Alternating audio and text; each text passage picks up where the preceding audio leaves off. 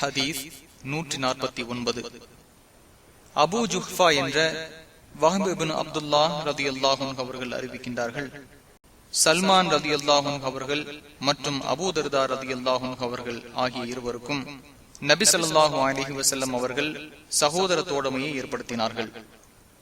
ஒருமுறை சல்மான் ரலியல்லாஹு அன்ஹு அவர்கள் அபூ தர்தா ரலியல்லாஹு அன்ஹு அவர்களை சந்திக்க வந்தார்கள். அப்பொழுது உம்மு தர்தா ரலியல்லாஹு அன்ஹா அவர்களை அலங்காரம் செய்து கொள்ளாத நிலையில் பழைய ஆடையில் கண்டார். உம்முடைய இந்த நிலைக்கு காரணம் என்ன என்று கேட்டார்.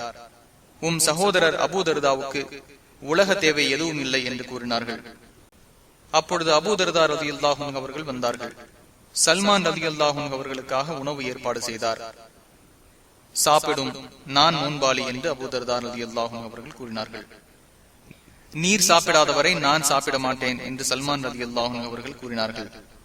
அபூ தர்தா ரலியல்லாஹு அன்ஹு அவர்கள் சாப்பிட்டார்.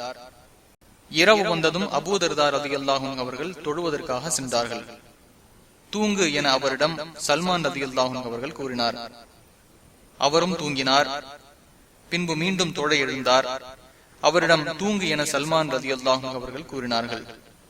இரவின் பாதி கடந்த போது இப்பொழுது எழுந்திரு என்று சல்மான் ரலியல்லாஹு அன்ஹு அவர்கள் கூறினார்.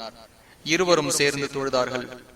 அவரிடம் சல்மான் ரலியல்லாஹு அன்ஹு அவர்கள், உம் இறைவன் உம் மீது சில கடமைகளை விதித்துள்ளான். உமக்குள்ள கடமையை நீர் கடைபிடியும். உம் குடும்பத்தாருக்கான உரிமையை பேணும். ஒவ்வொரு கடமைக்கும் அதற்கான உரிமையை வழங்கு என்று கூறினார். நபி ஸல்லல்லாஹு அலைஹி வஸல்லம் அவர்களிடம் வந்து அபூ தர்தா ரலியல்லாஹு அன்ஹு அவர்கள் நடந்ததை கூறினார்கள். சல்மான் உண்மையை கூறியுள்ளார் என்று நபி ஸல்லல்லாஹு அலைஹி வஸல்லம் அவர்கள் கூறினார்கள். புகாரி 1968.